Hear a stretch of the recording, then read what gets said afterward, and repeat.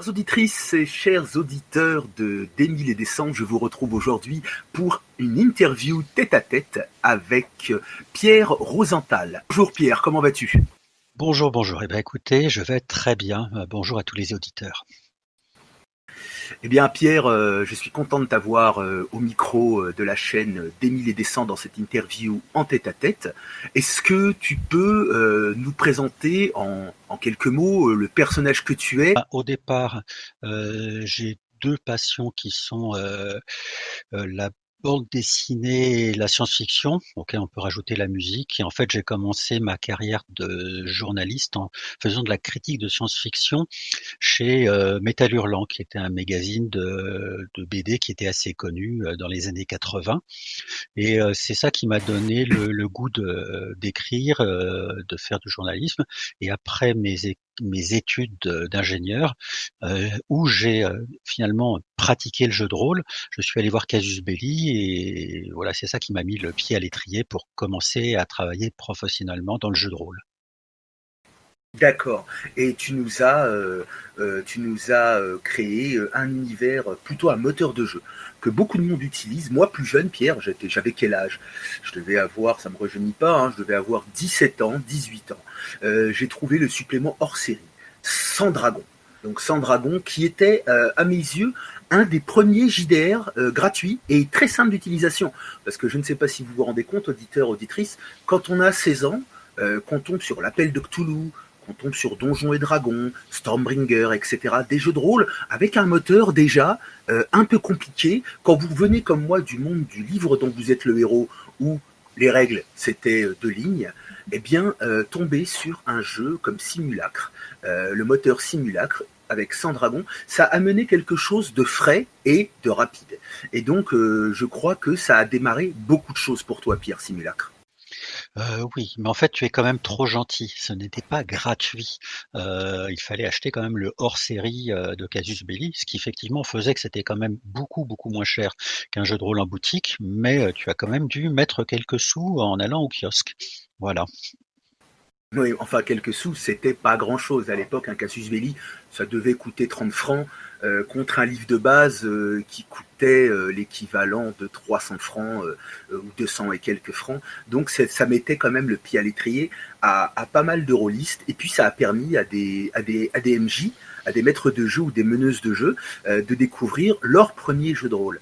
Et donc, ce jeu de rôle ce moteur de jeu a, a propulsé donc le célèbre désormais Capitaine Vaudou. Est-ce que je me trompe? Non, non, c'est exactement ça. En fait, la démarche, pour revenir un peu en arrière, la démarche de Simulacre, c'était de se dire, en fait, les gens ne comprennent pas bien ce que c'est que le jeu de rôle, on est obligé de leur expliquer. Quand on leur explique, ils savent toujours pas bien. Et donc, on s'était dit, on va leur proposer un jeu de rôle pas cher, pas trop compliqué, et qui était Simulacre. Et l'idée que j'avais derrière qui s'est développée, c'est de permettre à tout le monde d'utiliser le système de jeu pour, dans le cadre associatif, le cadre gratuit, de créer leur propre jeu de rôle. Et c'est ce qui est arrivé, qui a fait un peu de succès. Donc il y a dû avoir une quarantaine de jeux de rôle, associatifs ou par des auteurs, qui les proposaient pour, quelques francs à l'époque. Et donc c'était un peu l'équivalent actuellement de la licence libre ou du logiciel gratuit et un peu dans le même principe, hein, adapté au jeu de rôle. Et après, quand ça a plutôt bien marché, j'ai été voir Jeux des cartes pour leur dire: «Est-ce qu'on peut faire aussi une collection de jeux de rôle qui serait donc en dehors de Casus Belli, mais avec le sceau Casus Belli?» Et là, j'ai proposé avec Jean-Pierre Pécaud de faire un jeu qui était sur les pirates et le vaudou qui s'appelait Capitaine Vaudou. Avec aussi Jean-Pierre, on a fait un jeu cyberpunk un petit peu, pour ceux qui connaissent, d'après les romans de William Gibson ou Matrix avant Matrix, donc qui s'appelait Cyber Edge. Il y a eu aussi un jeu qui s'appelait Machines extraordinaires et machinations infernales avec Tristan Lhomme, qui était du Jules Verne avec un petit peu de SF dedans. C'était, on va dire, un petit peu steampunk, mais avant steampunk. Et voilà, et effectivement, toi, tu as vu Sans Dragon, qui était aussi un hors-série, et qui a été fait avec Thomas Mosdy, qui était un créateur de jeux, qui avait fait un ancien jeu français qui s'appelle Légende celtique. et qui a commencé à faire de la bande dessinée. Et Sans Dragon, c'est l'adaptation de sa BD Malienda avec le système de jeu simulacre. Voilà. D'accord. Alors moi, ce qui me trottait un peu dans la tête là pendant que tu me parlais de tout ça, jamais, jamais tu n'as souhaité faire de tout ça un gros business. Puisque au début des années 90, par exemple, tu déposes le terme rôliste, que 100% quasiment des rôlistes utilisent aujourd'hui. Au jour d'aujourd'hui, on utilise rôliste à toutes les sauces, qu'on soit de n'importe où dans la francophonie.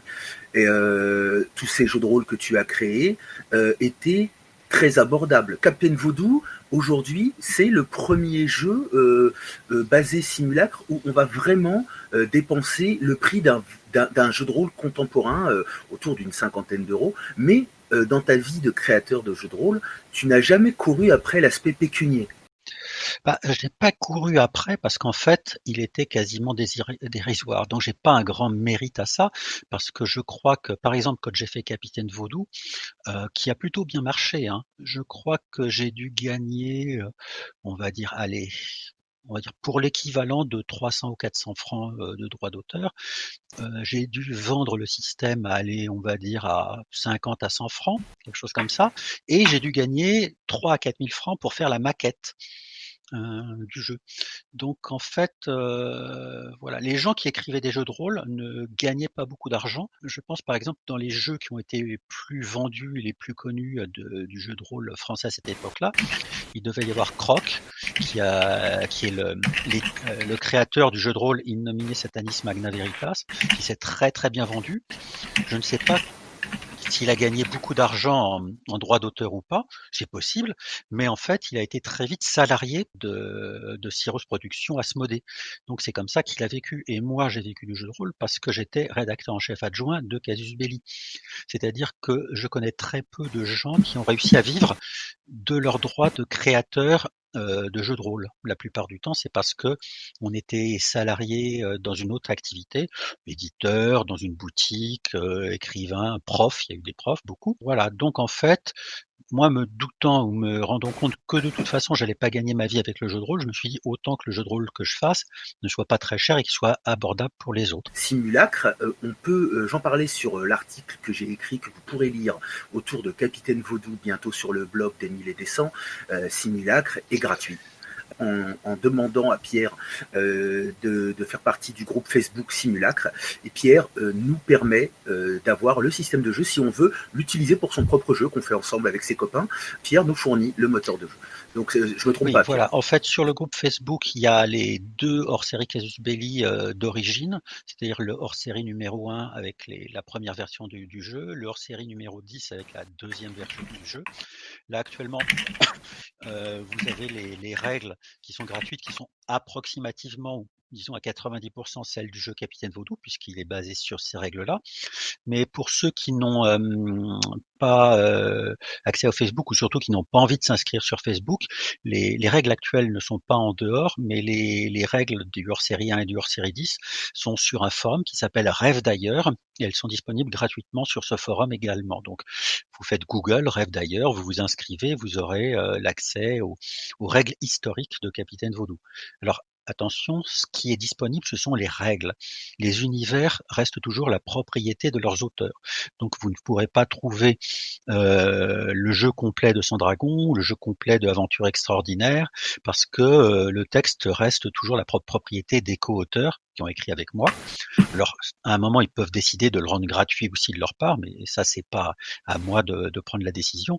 Donc, en fait, ce que je rends gratuit, ce sont les systèmes et les règles. D'accord, ce que toi tu as à 100% créé.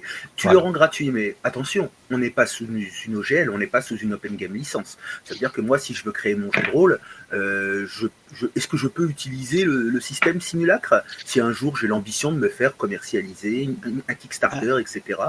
Alors, bon, gratuitement forcément, enfin quoique c'est pas forcément, mais je l'autorise, sous le biais d'associations, même si ça gagne beaucoup d'argent, absolument. Après, quand tu veux faire une société, ben, je vais te prendre un pourcentage qui est, ou quelque chose de fixe, mais qui va être peut-être 1%, 1,5% de ton prix de vente. Ça, c'est à voir à négocier.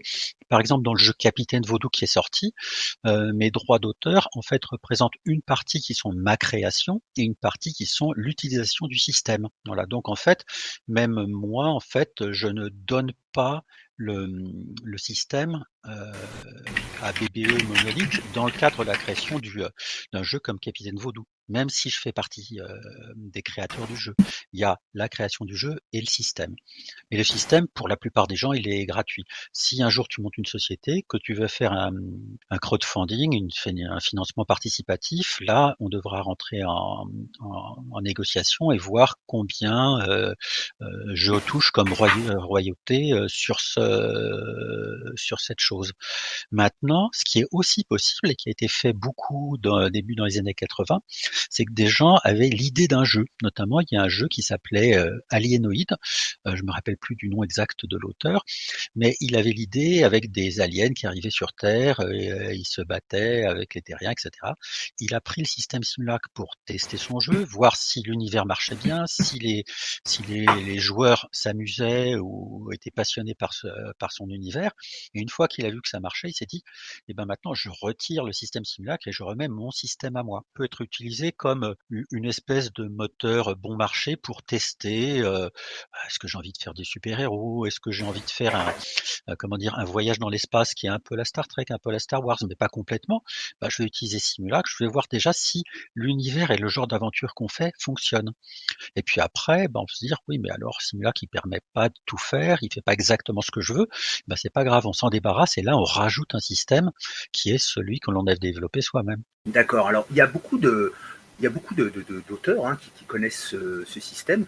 Moi, par exemple, on peut retrouver mes écrits sur un site qui s'appelle rollis.net, je mettrai les liens, et l'administrateur de ce site, hein, qui s'appelle Amaury, a décidé de mettre en lecture gratuite des scénarios de jeux de rôle adaptables à tous les univers, à tous les systèmes de jeu, je veux dire, excusez-moi, mais le système de base est Simulacre. Donc vous voyez, chers auditeurs, chères auditrices, Simulacre est vraiment resté dans les rôlistes des années 80, 90. Simulacre est quelque chose qui nous a quand même marqué en tant que rôliste. Donc je rebondis là-dessus, on va parler, si ça ne te dérange pas, un petit peu de ton nouveau bébé, de ton ancien nouveau bébé, qui est Captain Vaudou. Donc est-ce que tu peux nous faire en quelques mots une présentation de Capitaine Vaudou? Oui, alors, Capitaine Voodoo, c'est un XVIIe siècle à la fois historique et fantastique. C'est-à-dire que, grosso modo, on peut se dire que tout ce vous pouvez trouver dans les livres d'histoire XVIIe siècle, les navires, Louis XIV, Molière, la découverte des Antilles, ce qui s'y passe en ce moment, est gardé et correspond à l'historique, le background du jeu. La grosse différence, c'est que la magie existe. On va même dire que la magie a toujours existé, de tout temps sur Terre, et qu'en fait elle était très forte en l'Antiquité, en Grèce, parce que les dieux, les esprits existaient vraiment, ils avaient des influences comme Poséidon qui empêchait Ulysse de rentrer en Grèce. Et en fait, la magie a disparu au fur et à mesure de l'Europe, au fur et à mesure de l'industrialisation, de l'arrivée du fer, de l'acier, le fer et l'acier sont en contradiction totale avec la magie, tout comme, comment dire, le fer peut conduire l'électricité et faire disparaître l'électricité. La magie a disparu, il restait toujours quelques sorciers, quelques rebouteux, des prêtres qui étaient capables d'en faire usage dans des provinces, dans des contrées un petit peu éloignées. Et quand les Européens sont arrivés aux Caraïbes, ils se sont rendus compte que la magie existait toujours, qu'elle était là et qu'elle était puissante, et que par le biais des esclaves qui avaient été amenés depuis l'ouest de l'Afrique jusqu'aux Caraïbes, et par leur religion qui était le vaudou, la magie fonctionne et les lois, la magie du vaudou est tout à fait présente et prégnante. C'est de la même manière que, par exemple, les Incas et les Mayas ont de la magie également, ce qui peut donner, comment dire, naissance à des scénarios du même genre. Voilà. Donc en fait, vous arrivez aux Caraïbes, vous êtes des pirates normaux tels que le ferait le vrai XVIIe siècle. Vous vous dites, bah, on a fui l'Europe parce que il y avait des guerres de religion, il y avait la famine. On est arrivé dans les Caraïbes pour essayer de refaire sa vie. Certains sont devenus cultivateurs et d'autres sont devenus pirates et ont décidé d'attaquer les bateaux les plus riches, c'est les Espagnols. Il se trouve que la magie fonctionne et que une grande partie des esclaves noirs font du vaudou et que la magie marche. Et donc les pirates ils se disent on va l'utiliser, on va prendre à notre bord des sorciers qui vont appeler Agoué pour faire que la météo nous soit favorable. On va appeler Ogou pour que nos armes soient plus tranchantes et nos canons marchent mieux. Et donc voilà, c'est un mélange. Grosso modo, on peut dire que les gens qui ont vu les films Pirates des Caraïbes sont assez dans le même esprit. Je crois que Pirates des Caraïbes est peut-être un peu plus tardif, XVIIIe siècle, mais honnêtement, dans Capitaine Vaudou, qu'on joue au XVIIe ou au XVIIIe siècle, c'est pareil. Les bateaux sont un petit peu différents. Capitaine Vaudou ne va pas chercher à être 100% historique. Si un bateau du XVIIIe siècle vous semble bien plus beau qu'un bateau du XVIIe, vous le prenez, vous le faites. On n'a pas voulu faire quelque chose de trop proche de manuels d'histoire, même si on fait très attention à rester quand même cohérent et logique par rapport au XVIIe siècle. Voilà. Je pense que, par exemple, un des livres qui ont été très importants, qui ont inspiré Jean-Pierre Pecot pour créer ce jeu, c'est un livre qui a été traduit sous le titre de Sur des mers plus ignorées de Tim Powers, dans lequel vous retrouverez une grande partie des choses qui font la fondation de Capitaine Vaudou. Et ce livre est un des livres qui a aussi inspiré les créateurs de chez Walt Disney pour faire Pirates des Caraïbes. Voilà, c'est pour ça qu'en fait, Capitaine Vaudou a été proposé 10-14 ans avant Pirates des Caraïbes, parce qu'on partait sur un fond commun qui était le même. D'accord. Alors, franchement, moi, je suis un fan de la première heure, de l'univers pirate. On a eu plusieurs univers pirates, là, surtout dernièrement, qui sont sortis. Un dans chez le même éditeur chez lequel tu as été édité, pour pas le citer, Pavillon Noir. Le fameux, très prolifique The Seven Sea. Mais là, le Captain Vaudou tire son épingle du jeu, puisque autant Pavillon Noir est ultra réaliste, autant The Seven Sea est un genre de donjon et dragon sur la mer, montre totalement fantastique, totalement imaginé, voilà. Captain Vaudou, lui, nous rapproche, comme tu le dis, carrément de Pirates des Caraïbes. Moi, en tant qu'ancien du jeu vidéo et du jeu de rôle, j'étais fan d'une licence qui était très proche de Pirates des Caraïbes, qui s'appelait The Secret of the Monkey Island, où on jouait un jeune pirate avec le méchant, le Chuck, et certains auditeurs se rappelleront de quoi je parle, et on a vraiment l'impression de se retrouver dans Capitaine Vaudou. Moi, j'ai eu la chance de le lire, là, il vient de sortir, j'ai eu la chance de le lire, et c'est vraiment un JDR qui est fantastique, qui s'inspire de choses réelles, et dont la partie vaudou est ultra complète. Je suppose que tu as passé, avec Monsieur Pecot, tu as passé quelques heures quand même à te pencher sur la mythologie vaudou, j'imagine. Alors merci d'abord de tes compliments et en fait non, c'est pas quelques heures ou quelques jours, c'est vraiment quelques mois à travailler dessus, à rechercher beaucoup de documentation. Mais le jeu d'origine avait vraiment toutes les bases sur le vaudou, mais n'était pas très détaillé. Donc en fait, mon rôle a été de rechercher beaucoup plus de documentation, de remettre ça, on va dire, en jeu, d'être plus complet sur les cérémonies, sur les sorts, mais grosso modo, c'était déjà ce qui existait dans le jeu d'origine, et là, ça venait principalement de Jean-Pierre Pecot. Donc en fait, le jeu d'origine est vraiment très très fortement fait par Jean-Pierre, et moi, je suis vraiment intervenu beaucoup plus sur la réactualisation du jeu tel qu'il est en ce moment. Voilà. D'accord, et c'est vrai que moi, que je le redis, la partie vaudou, qu'est-ce qu'on connaît, le rôliste de base français moyen, le vaudou, on pense tout de suite au Baron Samedi, même si on ne sait pas trop ce que c'est, quelques références dans les films, mais là vraiment on en apprend, je termine là-dessus, on en apprend énormément sur cette magie vaudou qu'on connaît tous, mais qu'on a peu été fouillé plus que ça, quoi. Capitaine Vaudou, si je vais chercher un petit peu plus en profondeur, il y a quelque chose, il y a quelque chose vraiment d'unique chez Capitaine Vaudou, vraiment le petit truc qui fait que 30 ans plus tard, quasiment, le jeu est un tel succès. Tu t'attendais à un tel succès de la part de cette campagne de financement? Non, non, pas du tout. Moi, j'avais prévenu les éditeurs, j'avais dit: «Écoutez, j'ai quand même des gens qui me suivent un petit peu sur Facebook, que je connais». Je dis: «On va bien faire 300 exemplaires quand même et puis si on a un succès, allez, on va faire 500 exemplaires». Et puis finalement, on est arrivé à 1 200. Bon, il faut voir aussi que alors 1 200 en ce moment, c'est très, très important, c'est très gros, mais par rapport aux jeux des années 80, c'est pas grand-chose.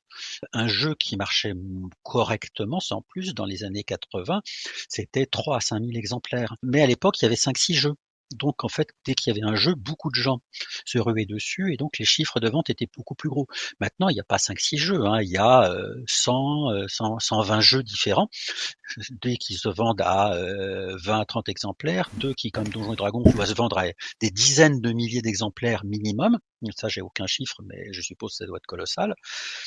Donc, en fait, j'avais pas de vraie perspective de ce que ça allait être, voilà. Et je suis extrêmement, extrêmement content de comment s'est passée la campagne, qui a été courte, mais c'est parti très, très vite. Et voilà, en fait.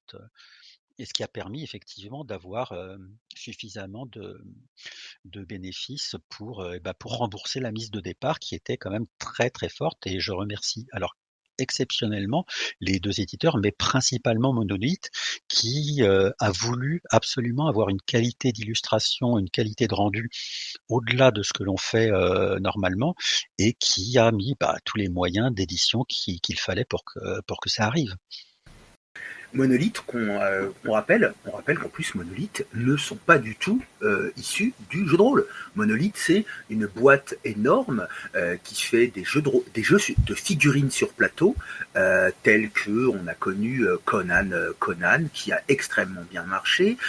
Ensuite, on a eu Mythic Battle Panthéon, on a eu Batman, mais des jeux à la base essentiellement tournés vers de la figurine. Et là, on peut dire que c'est leur premier jeu de rôle qu'ils font avec toi, si je comprends bien.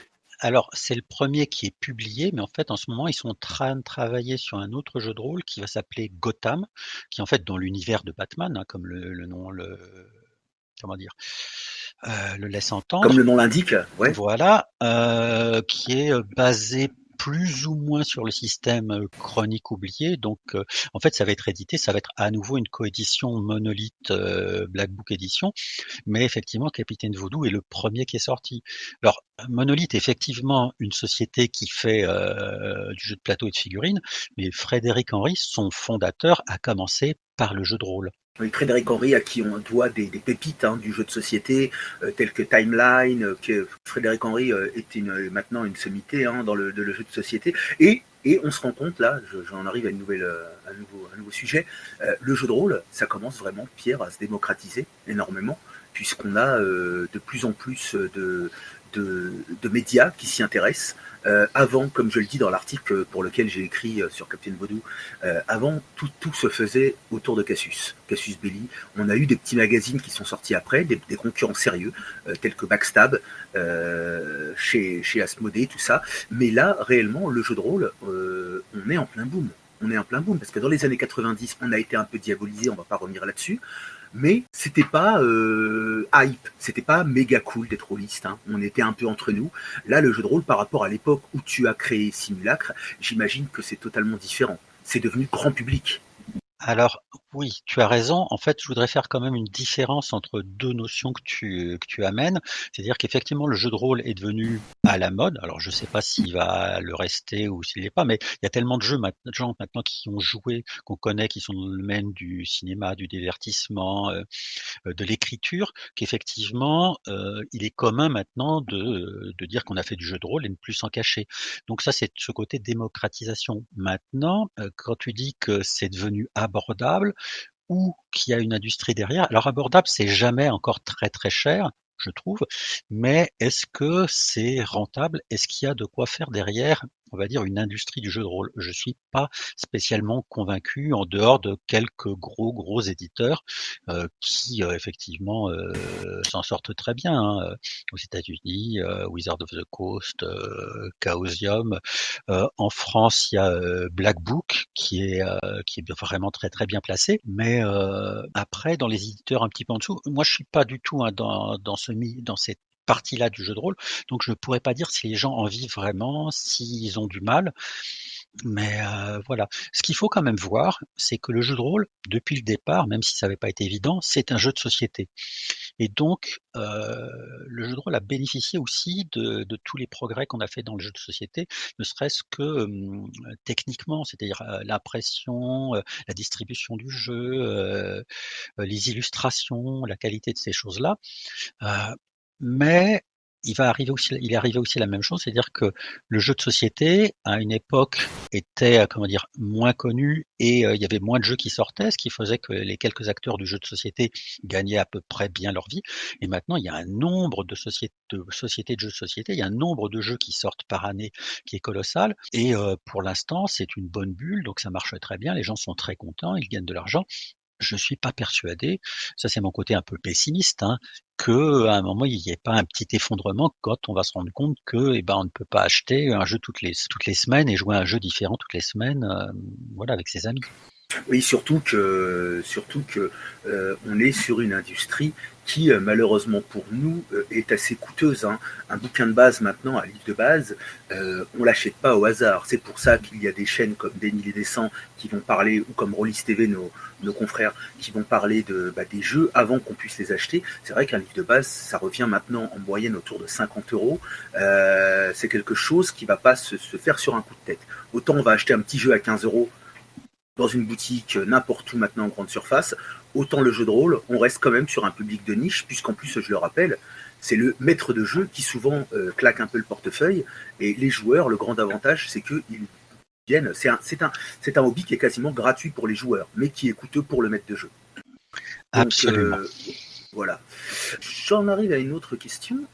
Autour de Capitaine Vaudou, est-ce que tu peux nous parler un peu de l'équipe qui t'a entouré, que ce soit les illustrateurs, que ce soit Monsieur Péco? Est-ce qu'il a travaillé avec toi sur ce nouveau Capitaine Vaudou? Est-ce qu'il y a eu beaucoup d'illustrateurs? Parce que je le dis dans mon dernier article, les illustrations, alors attention, Monolith Black Book n'ont pas été du tout avares, hein. On a un livre plein de superbes illustrations qui vous plongent directement dans l'univers du jeu, qui vous rappelle Pirates des Caraïbes, en veux-tu, en voilà. Donc est-ce que tu peux nous parler un peu de tous ces gens-là, Pierre? Alors, en fait, l'équipe, s'est montée après que j'ai organisé un dîner d'anniversaire, hein, de 28 ans après qu'on ait joué nos dernières parties de Capitaine Vaudou. Il y avait donc Jean-Pierre Pécaud qui faisait jouer, moi qui aidais au système, Philippe Mouret qui à l'époque était le maquettiste d'Asmodée, Marc Nunes qui était, bah, le PDG, de Cyrose Asmodée, et Didier Guizrix qui était un des joueurs et Jean-Marie Noël qui était le maquettiste de Casus Belli. Donc on s'est réunis. Marc nous a mis en contact avec Monolith, mon co-éditeur qui s'y connaissait plus en jeu de rôle que lui, qui a été Black Book. Et le rôle de Black Book Edition, c'est d'avoir mis, comment dire, en interface avec nous, Thomas Bergeon, qui est le rédacteur en chef de Casus Belli, qui a donc co-suivi le projet avec Jean-Marie Noël. Voilà. Maintenant, comme on avait un budget d'illustration qui était très important, et en fait, chacune des personnes qui ont travaillé sur le projet proposait l'illustrateur qu'il voulait pour travailler à l'intérieur.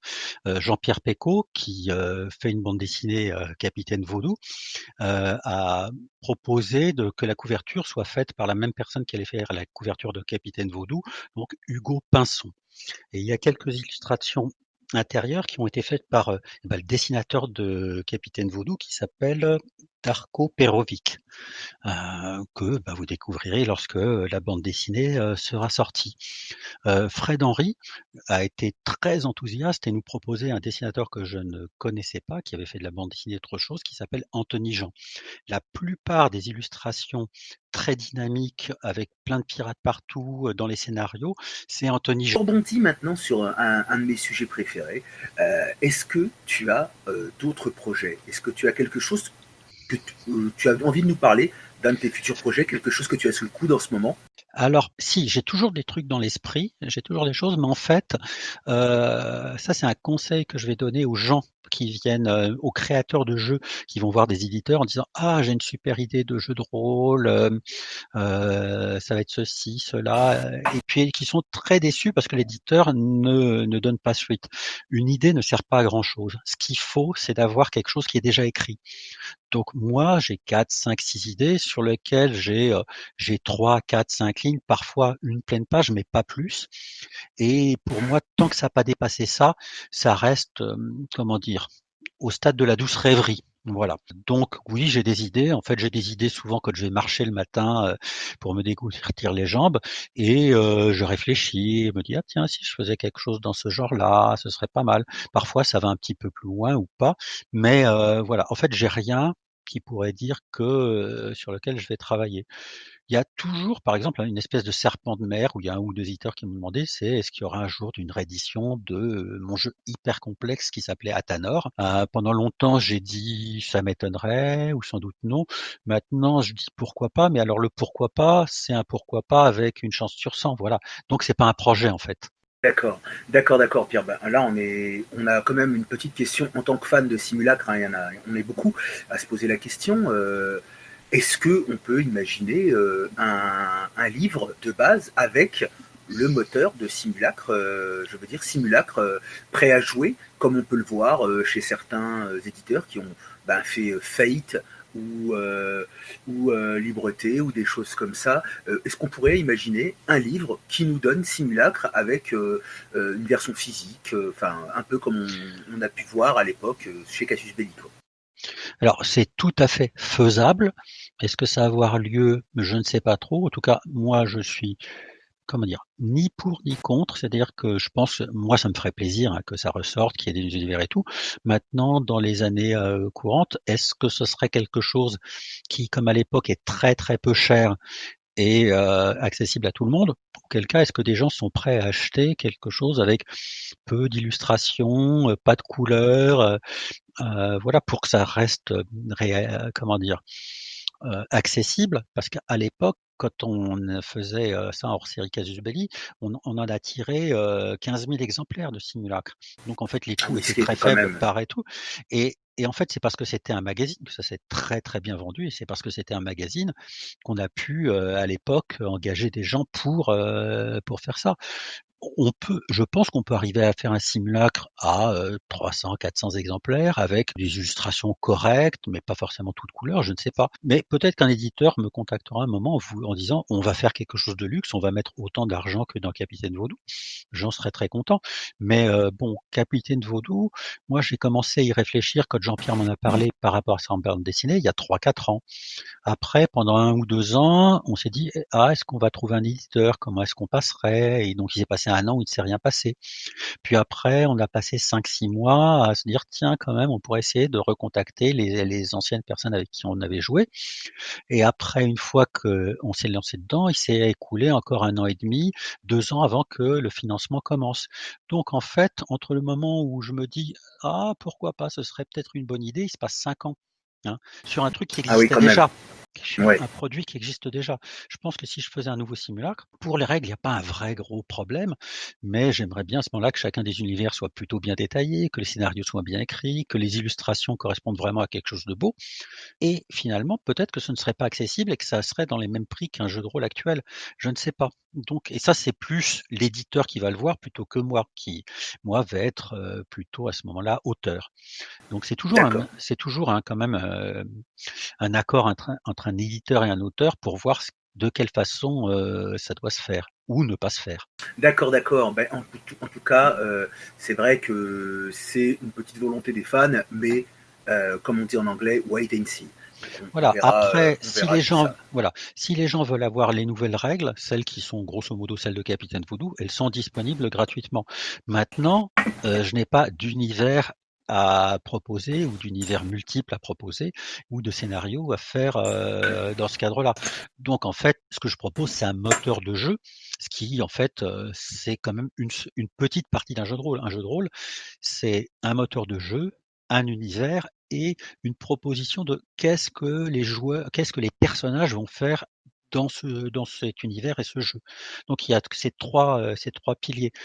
Il faut pas oublier qu'il y a un système parce que c'est un jeu de société. Il faut pas oublier qu'il y a un univers parce que c'est là où vont se passer les aventures, mais il faut aussi ne pas oublier que les joueurs doivent faire quelque chose. Dans, Call of Cthulhu, il y a un système qui est le basic role playing, il y a un univers qui est celui qui est adapté des univers de Lovecraft, mais la proposition de jeu, c'est vous êtes des hommes et femmes ordinaires qui ont des métiers qui vont peut-être l'amener vers l'enquête et qui vont être confrontés, aux horreurs cosmiques.